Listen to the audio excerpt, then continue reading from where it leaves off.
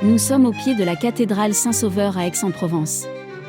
Dans le cadre de l'année Cézanne, l'Association pour la restauration et la sauvegarde du patrimoine a confié une mission à Françoise Langlois et Caroline Dinet, restauratrices du patrimoine. Il s'agit là de rénover les plaques qui ont été mises en l'honneur de Cézanne, notamment ici donc à la cathédrale. Donc nous ne touchons pas la pierre puisqu'elle est en bon état. On devine un petit filet rouge à l'intérieur, dans le creux de ces lettres qui ont été biseautées. Et donc voilà, donc nous n'inventons rien, nous allons restituer la couleur originelle qui était là à l'intérieur des lettres.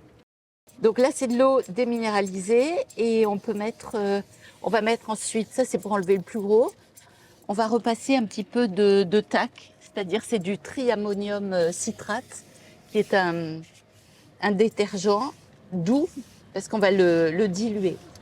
On va utiliser un mélange de pigments afin de retrouver la couleur qui existait donc à l'intérieur de ce lettrage.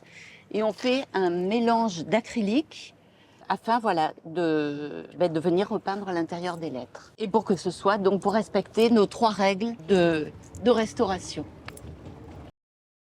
Alors, les 3 règles de la restauration sont la lisibilité, la stabilité, réversibilité. C'est ce qu'on va respecter là au niveau de la restauration de ces plaques. Les obsèques de Paul Cézanne furent célébrées dans cette cathédrale le 24 octobre 1906. Durant les dernières années de sa vie, il venait fréquemment s'asseoir, seul, sur les bancs, sans jamais assister aux offices.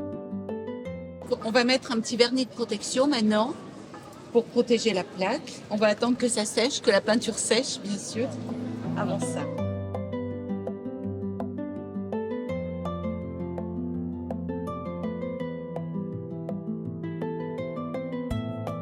Son baccalauréat en poche, en novembre 1852, Cézanne obéit à son père et s'inscrit à la faculté de droit d'Aix-en-Provence.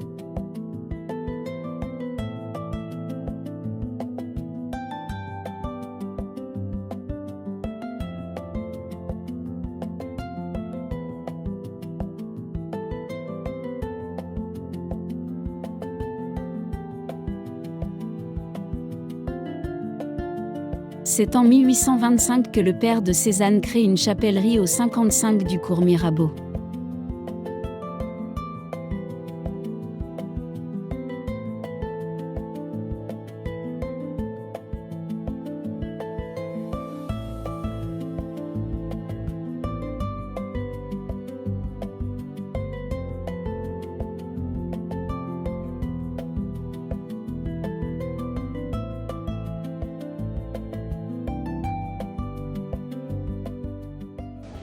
Donc merci beaucoup à l'ARPA qui nous a permis de faire cette restauration dans Aix. Et nous a fait confiance surtout sur notre travail et nos capacités de restauratrice, sur un patrimoine qui nous est cher puisqu'on est toutes les deux aixoises, donc on est d'autant plus ravis d'avoir pu participer à ça. D'autres chantiers dans l'avenir ?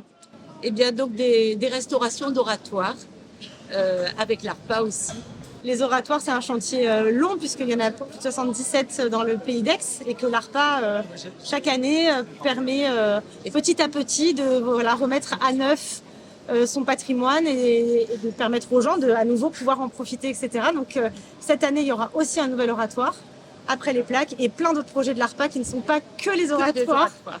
Donc dans votre travail, il y a une notion de transmission. Il y a une notion de transmission et de pérennité de la transmission. Et c'est même l'essence même de notre travail. Exactement. On est des passeurs de l'ancien de au futur. mémoire. Voilà. Des passeurs de mémoire. On fait partie d'une longue chaîne d'artistes et d'artisans.